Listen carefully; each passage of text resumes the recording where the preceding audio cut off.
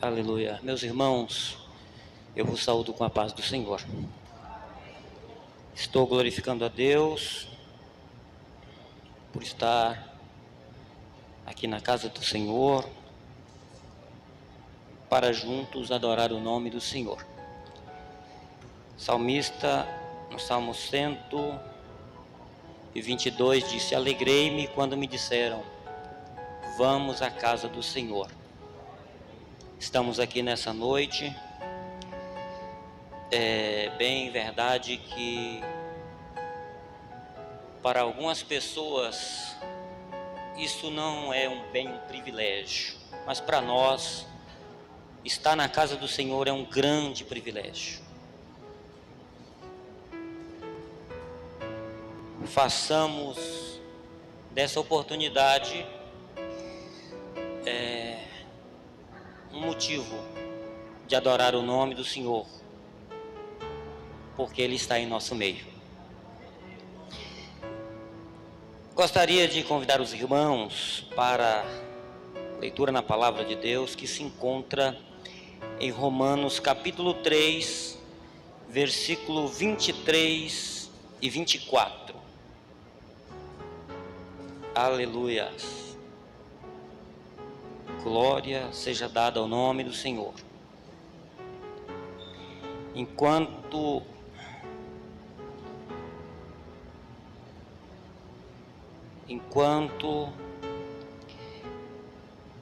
eu estou aqui para transmitir o que Deus colocou no meu coração,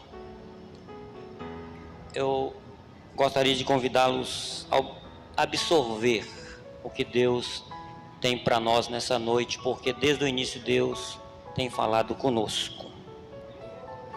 Diz assim a palavra de Deus: porque todos pecaram e destituídos estão da glória de Deus, sendo, porém, justificados gratuitamente pela sua graça, pela redenção que há em Cristo Jesus.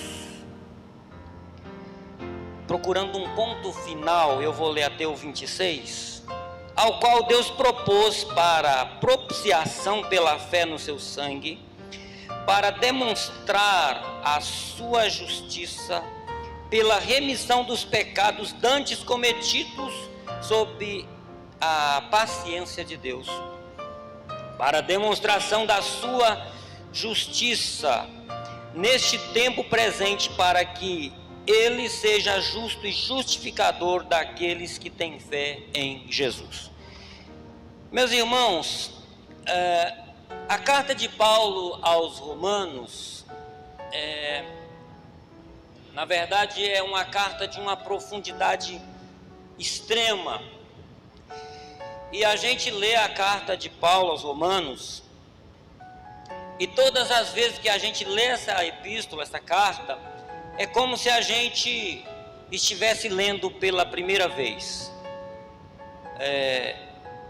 Paulo trata aqui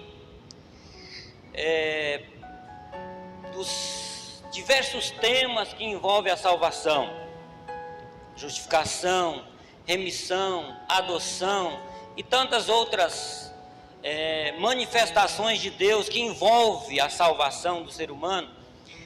E nesta noite eu quero resumir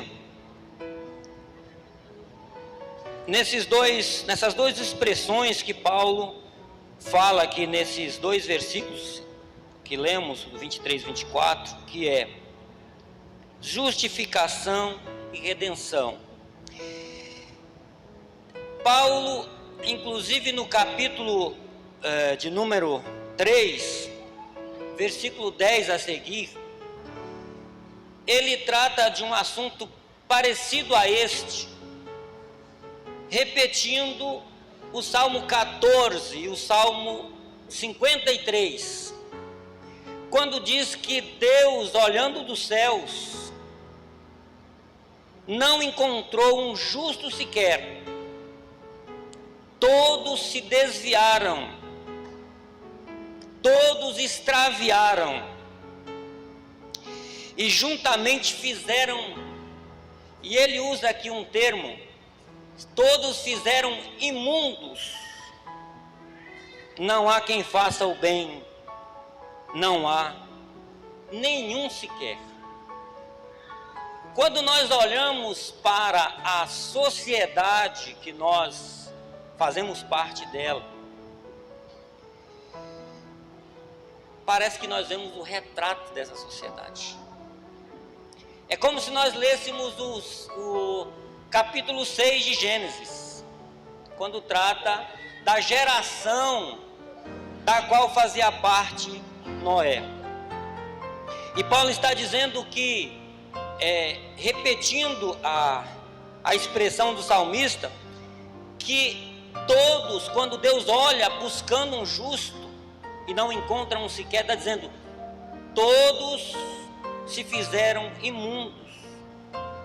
E no texto que nós lemos, está dizendo, todos destituídos estão da glória de Deus, porque todos pecaram, sem exceção. Quando o salmista usa o termo todos imundos, no Novo Testamento existe um paralelismo essa palavra imundo, porque no Velho Testamento a palavra imunda era aplicada a uma pessoa que era portadora de uma doença chamada lepra.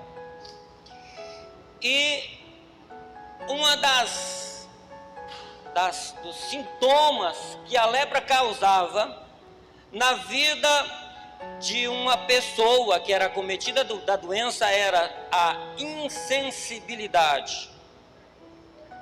A Bíblia diz que a pessoa era apresentada ao sacerdote e o sacerdote faziam testes para ver se havia sensibilidade na pele afetada. Quando não havia sensibilidade, era uma das maneiras do sacerdote diagnosticar que aquela pessoa estava com a lepra. Quando o salmista usa esse termo, ele está usando não a lepra, mas ao pecado, que leva a pessoa a se sentir, a não ser sensível ao Espírito de Deus. O povo de Israel por várias vezes se encontrou nessa situação. Inclusive, no capítulo 4 de Hebreus, o escritor vai dizer, se hoje ouvires a voz do Espírito, não endureçais o vosso coração. No primeiro texto, a primeira mensagem que nós ouvimos nessa noite, fala de um homem que era insensível à vontade de Deus.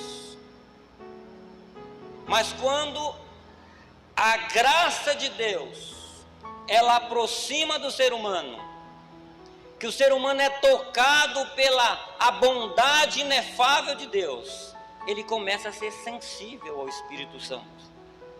Paulo está dizendo, todos pecaram e destituídos estão da glória de Deus. Destituídos em Adão, porque o capítulo 5, versículo 12 desta epístola vai dizer que por um homem entrou o pecado no mundo, e pelo pecado a morte, logo todos morreram. Destituídos da glória de Deus, por quê? Porque nós perdemos, através do pecado de Adão, nós perdemos o acesso à glória de Deus. Logo, se nós perdemos o acesso à glória de Deus, nós não temos como refletir a glória de Deus. Quando a Bíblia diz que Deus criou o homem à sua imagem, à sua semelhança, nós perdemos essa imagem, essa semelhança de Deus no Éden. Logo, através de Adão, o pecado entrou no mundo, logo todos pecaram. Mas a Bíblia vai dizer que, mesmo todos nós, envolvidos no pecado, envolvidos na nossa vã maneira de viver, o pecado abundou-se no mundo, porque todos pecaram. Mas Paulo vai dizer que onde abundou o pecado, superabundou a graça. Aonde o pecado tem maior ênfase, a graça é maior. Versículo 24 vai dizer que, porém nós, ou esses pecadores, sendo justificados, a justificação é o ato judicial que Deus usa para declarar o pecador justo como se nunca houvesse pecado. Olha, eu vou repetir isso. A justificação é o ato judicial que Deus usa para declarar o pecador justo como se nunca houvesse pecado. Essa é a sua condição nessa noite. Essa é a minha condição nessa noite. Paulo está dizendo: todos pecaram e destituídos estão da glória de Deus. Porém, recebendo a justificação de Deus, e usando a definição de justificação, Deus nos declara justo como se nunca houvéssemos pecado. Você pode adorar o nome do Senhor? Isso é através de que, olha, se você entrar em litígio com a justiça, faz-se obrigado você buscar um advogado, e o advogado vai buscar uma brecha na lei para dizer assim: olha, o José cometeu esse crime. Aí o advogado vai ver uma forma, talvez em legítima defesa, ou ele é um réu primário. Se tem algum advogado aqui, não é a minha área, ele vai entender o que eu estou falando. Porém, ele não entra, ele vai defender através de uma brecha encontrada na lei. Mas Deus, para nos justificar, Ele não busca uma brecha na lei, porque a lei foi Ele mesmo que criou. O que Ele faz? Capítulo 3 e o versículo 14 do Evangelho de João vai dizer o seguinte: Jesus está discursando para um sábio da lei, vai dizer assim: da mesma forma que Moisés levantou a serpente no deserto, importa que o Filho do Homem seja levantado, para que todo aquele que nele crê não pereça, mas tenha a vida eterna. Talvez você nunca leu esse texto, talvez leu, mas não lembra. O capítulo 21 de Números vai dizer o seguinte: que Israel estava vindo do Egito, e para seguir o caminho que estava à sua frente, teria que passar pelas terras de Esaú, de Edom. E Moisés manda recado para o rei de Edom, pedindo passagem: olha, o teu irmão está vindo do Egito e precisa passar pelos teus termos. E Edom não permitiu. E Israel tem que passar por uma terra dos cananeus, e o povo guerreia contra os cananeus, e quando termina a guerra eles estão exaustos, e eles começam a murmurar porque não tem água, porque o pão que eles estavam comendo é o maná que estava comendo há muitos dias, e chama aquilo de pão vil. E quando eles começam a murmurar, Deus manda serpentes ardentes e começa a morder o povo, e o povo começa a morrer. Moisés clama a Deus, Deus diz assim: ó, levanta um modelo, uma serpente de bronze, numa haste, e há de ser que todos aqueles que olharem para a serpente sarará do veneno.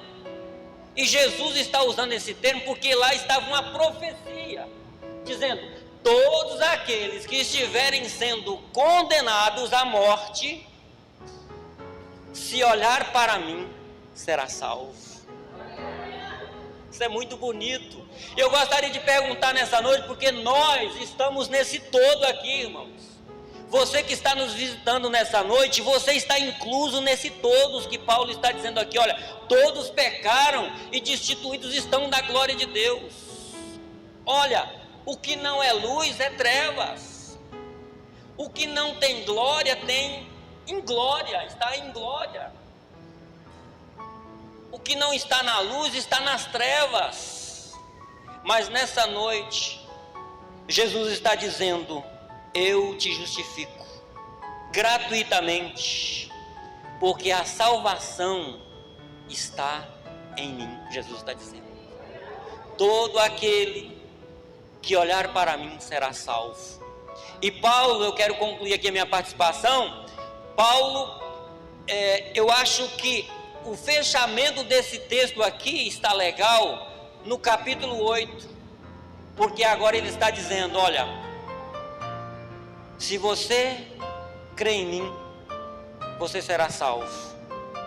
E Paulo está dizendo agora, capítulo 8, versículo 1, e a partir de agora, nenhuma condenação há para aquele que está em Cristo Jesus, que não anda segundo a carne, mas segundo o Espírito, porque a lei da graça me libertou da lei do pecado. Você pode levantar a mão e glorificar o nome do Senhor? Você é salvo, você é justificado, você está liberto da lei do pecado.